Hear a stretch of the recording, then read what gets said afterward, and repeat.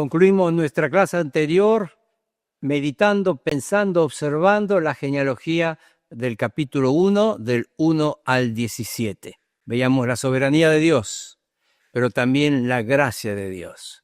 Acá hay 4 mujeres gentiles que entraron en la familia real. Tanto Tamar como Rahab eran cananeas, Ruth ya hemos dicho que era moabita, y Betsabé era etea. Así que la gracia de Dios.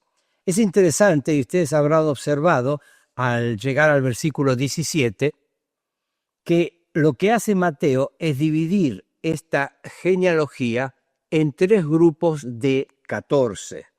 Es interesante observar que el valor numérico de las letras hebreas de la palabra David da 14. No sé si Mateo tenía esto en mente, pero es un detalle interesante. La cuestión que uno puede ver esos 14. Vamos a hacerlo, es un ejercicio que siempre me gusta hacer y vamos a verlo rápidamente. Tenemos Abraham, Isaac, Jacob, Judá,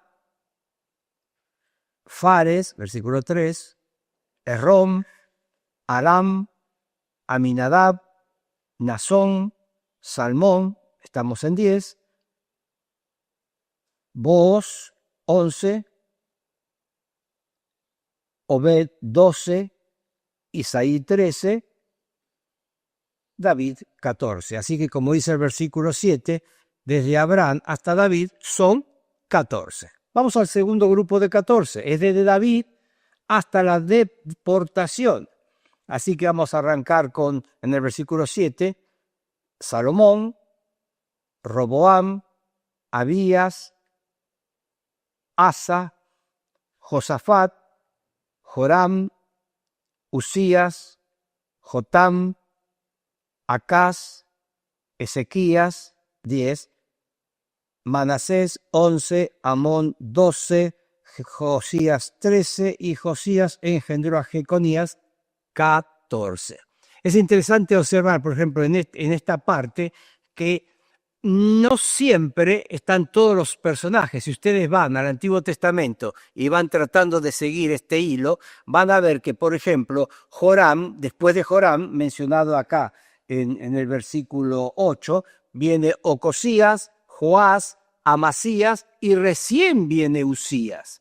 Ahora, ¿eso es un error? No, porque las genealogías no tienen un propósito de establecer fechas, y ese también es un error cuando utilizando genealogías se procuran establecer fechas.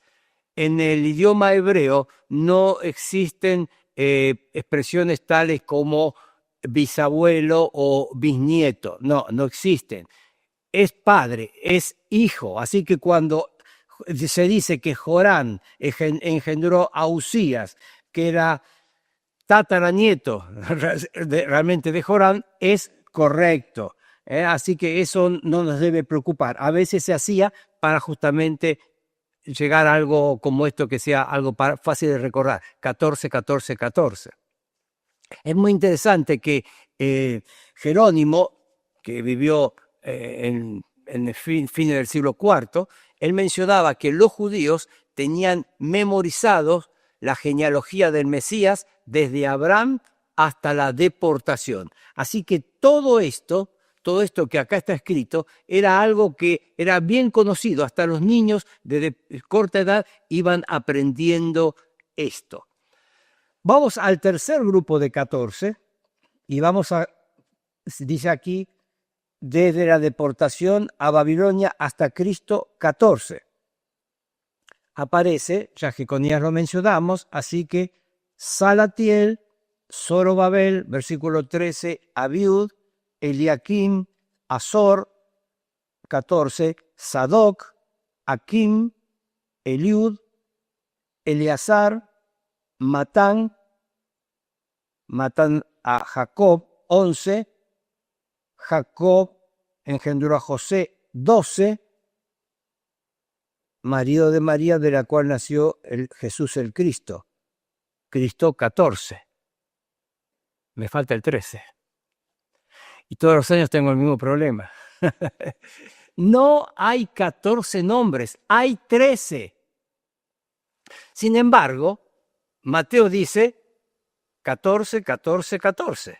Y uno encuentra 14, 14, 13.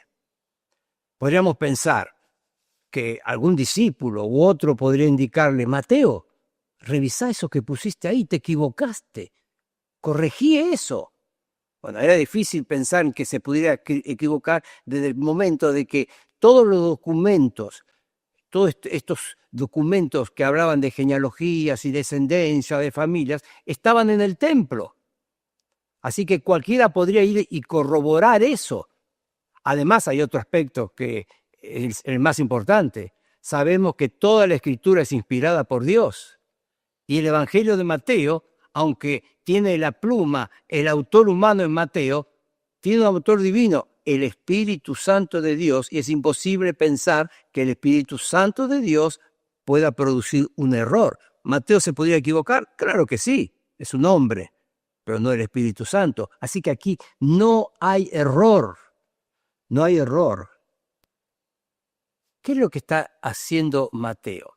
Bueno, este es un documento. En un documento hay que colocar personas físicas, reales, en el sentido de que humanos debían ser.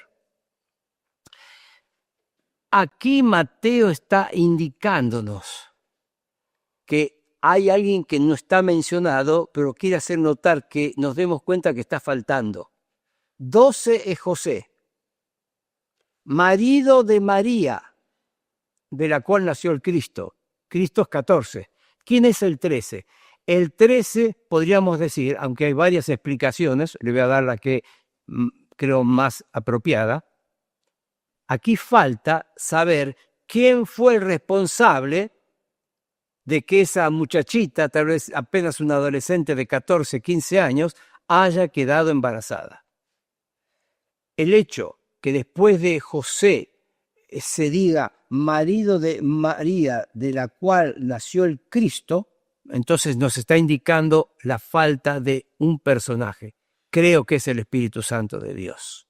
Obviamente, él no podía en una genealogía de estas características colocar José, el Espíritu Santo. No. Entonces, yo creo que aquí nos está mostrando claramente algo tan especial que sucedió en cuanto al nacimiento del Señor, desde su nacimiento.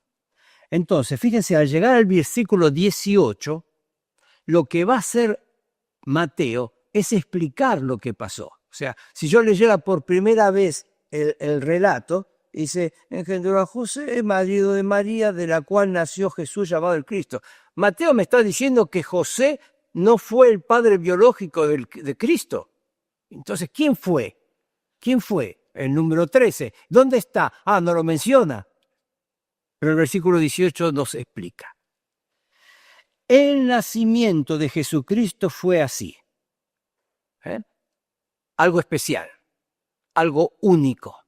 En todos los otros casos, tal persona engendró, y no necesita explicación, porque ese engendramiento, esos nacimientos fueron como ha pasado con miles y miles de millones de personas desde que el mundo existe. Pero el nacimiento de Cristo fue algo único, fue así. Estando desposada María, su madre, con José, antes que se juntasen, y 2 veces va a enfatizar esta realidad de que María era una muchacha virgen, se halló que había concebido del Espíritu Santo. Aquí está el 13. Aquí está aquel responsable de que esa muchacha virgen de pronto estuviera embarazada. Observen que dice que estaban desposados. El hecho de estar desposado era un vínculo parecido, quizá podríamos decir, a lo que nosotros hoy llamamos el compromiso, pero era mucho, mucho más fuerte. Cuando se producía el desposorio, es decir, entrar en esa condición de desposada, pasaban 2 cosas, una en la muchacha y otra en el hombre. El hombre se iba para preparar el lugar donde iba a vivir con su esposa, el nuevo hogar. Mientras tanto, la muchacha comenzaba a preparar su ajuar, que iba a tener listo el día que aquel con el cual estaba desposada viniera a buscarla. Y fíjense cómo esta costumbre de aquellos tiempos nos ilustra en una forma muy grande la verdad de la relación entre Cristo y la iglesia. Porque el Señor le dijo a sus discípulos: voy pues a preparar lugar para vosotros. O sea, me voy y voy a venir para buscarlos. Y mientras tanto, la iglesia de Cristo está preparando su ajuar. ¿Qué son? Las obras que Dios preparó de antemano para que anduviésemos en ellas. El cuadro es maravilloso, ¿no es cierto? Entonces, le dije, era algo parecido al compromiso, pero mucho más fuerte. ¿Por qué? Porque si sucedía algo, como por ejemplo una infidelidad, no era simplemente devolver un anillo, devolver o repartir algunos regalos que se habían recibido, no, era un divorcio. Era un divorcio, por eso les digo, era mucho más que un compromiso matrimonial como nosotros entendemos en el día de hoy. La cuestión que Mateo aclara muy bien: antes que se juntasen, ella había estado embarazada. Ahora imagínense la situación. José, su marido, como era justo y no quería infamarla, quiso dejarla secretamente. Estos habrán sido días terribles para esta parejita. Terribles. El ángel Gabriel le había dicho en cuanto a esto, que el Espíritu Santo te cubrirá con su sombra y el santo ser que nacerá. Muy bien. Quizá ella no entendía todo, pero de pronto comenzó a observar que su cuerpo iba experimentando los cambios propios de una muchacha embarazada. Y un día tuvo que decirle a José: mira, hay algo muy importante que tengo que decirte. Estoy embarazada. Qué difícil, ¿no?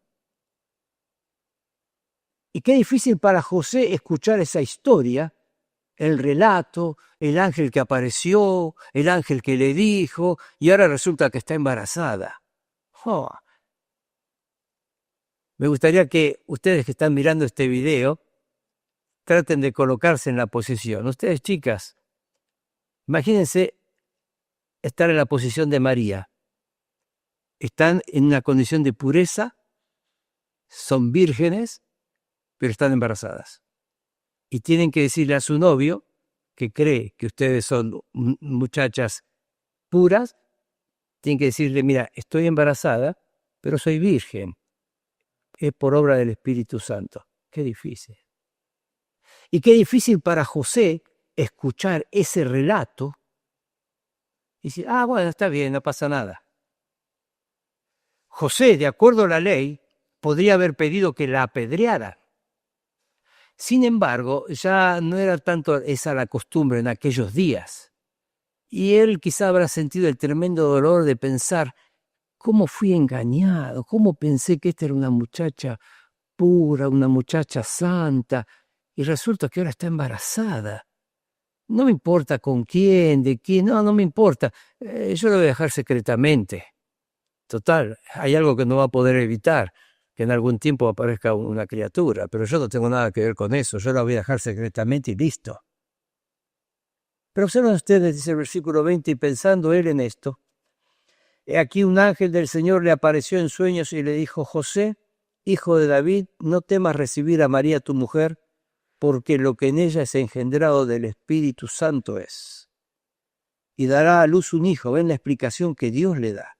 Dará a luz un hijo y llamará su nombre Jesús, que significa Salvador, porque él salvará a su pueblo de sus pecados.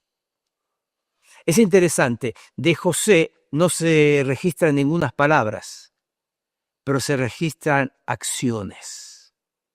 Y así como podríamos decir, María, que fue la madre biológica de Jesús, y hay que marcar la diferencia. La Iglesia Católica dice María, Madre de Dios. No, María no fue Madre de Dios, o no es Madre de Dios. María fue la Madre de Jesús, el Dios que se hizo hombre, ¿no?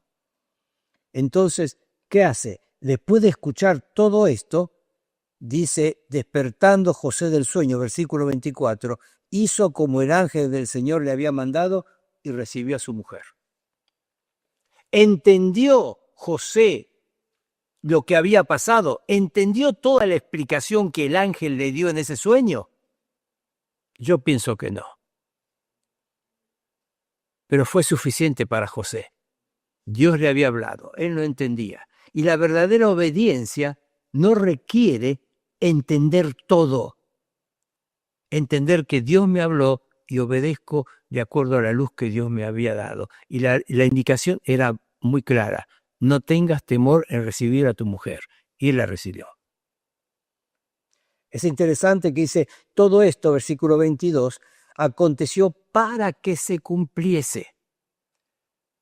Cerca de 60 veces tenemos citas de pasajes, versículos del Antiguo Testamento en el Evangelio de Mateo. Observen, por ejemplo, acabamos de leer el versículo 22, capítulo 2, versículo 5, porque así está escrito por el profeta.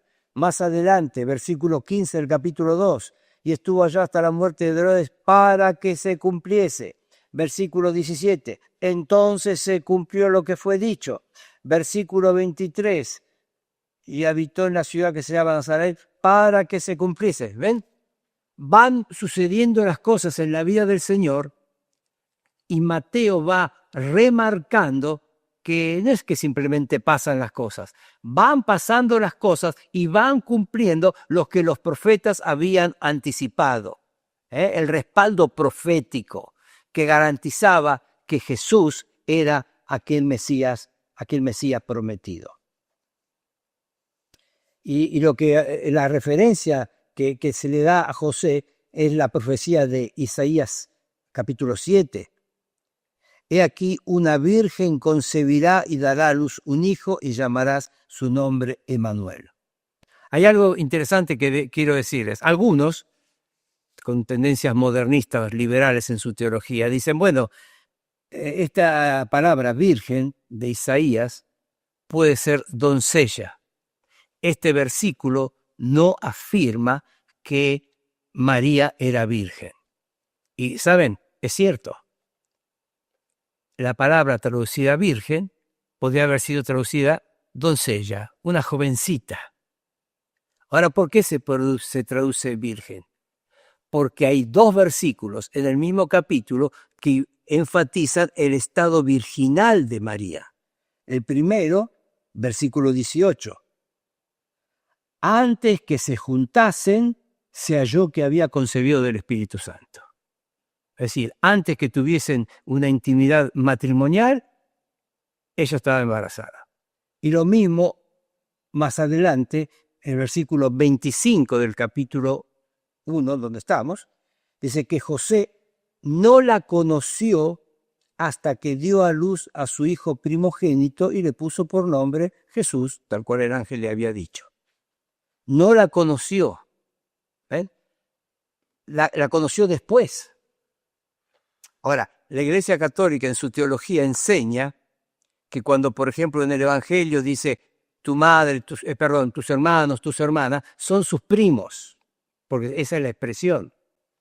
Porque no pueden concebir de que una mujer santa, pura, llena del Espíritu Santo, pueda tener una relación matrimonial, pueda pensar de estar en una intimidad conyugal. Pero no entienden que el matrimonio, la relación íntima entre un hombre y una mujer, según los principios establecidos por el creador del matrimonio, no tiene nada de puro, de impuro, ni de sucio. Dios dijo, dejará el hombre a su padre, a su madre, se unirá a su mujer y serán una sola carne. Y María no fue conocida por José desde el punto de vista íntimo hasta después de haber tenido a Jesús. Pero después como cualquier mujer, tuvo intimidad con su esposo, tuvo hijos, hijas que no afectan en absoluto su santidad, su pureza, porque no hay nada de impuro en la relación matrimonial. El sexo en el matrimonio es santo. Así que se despertó José del sueño, hizo como el ángel del Señor le había mandado y recibió a su mujer. Discutió, preguntó, cuestionó, decimos no. Entendió, y yo no sé cuánto entendió, pero entendió lo suficiente como para obedecer la voluntad de Dios. Así que podemos decir así, fue una elección de Dios María para que sea la madre de Jesús, obviamente, ella fue la madre biológica, pero también fue una decisión de Dios, José. José no fue el padre biológico de Jesús, no tuvo nada que ver con el nacimiento de Jesús. Sin embargo, siendo un bebé, siendo un niñito, en José, María tuvo el hombre que a su lado cumplió la función de cuidar, de proveer para el niño Dios, Jesús.